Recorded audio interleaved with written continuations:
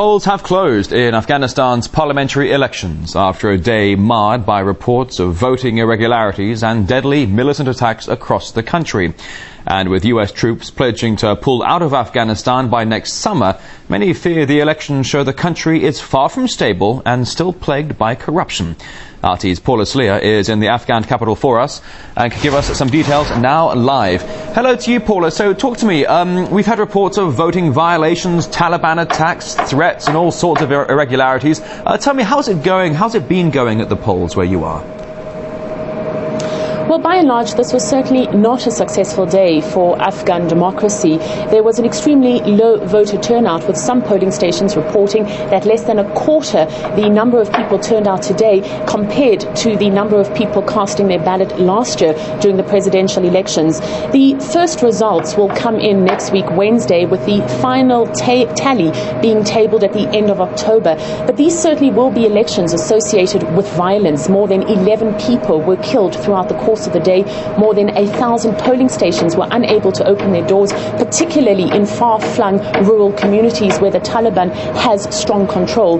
We've also heard from the Electoral Complaints Commission, and it says that throughout the course of the day it received numerous reports on irregularities. Some of the complaints were by people saying that they saw election officials accepting bribes. Some of the reports were about fake voting cards, and also reports about the so-called indelible ink, which was supposed to last more than 4 days, ink that was supposed to indicate that a person had voted and prevent them from voting a second time.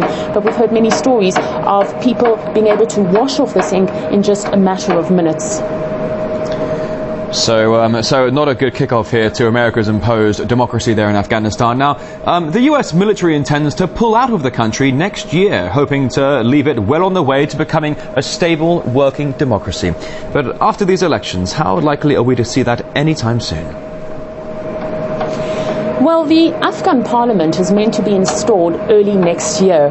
But if reports of vote rigging in the coming weeks materialize and in fact become larger, and if many of the 249 candidates who take up seats in the parliament turn out to be the preferred candidates of President Hamid Karzai, people here will feel even less enthusiastic about the political process. One of the main reasons for such a low turnout today was violence, but the other reason was a lack of enthusiasm and support for an administration that many people feel is corrupt.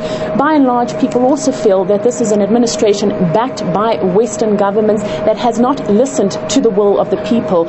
The Karzai administration will be further delegitimized by these reports of irregularities and violence. It certainly seems as if they haven't been able to stem the violence throughout the course of the day. This also is being tallied by many analysts as a missed opportunity by Hamid Karzai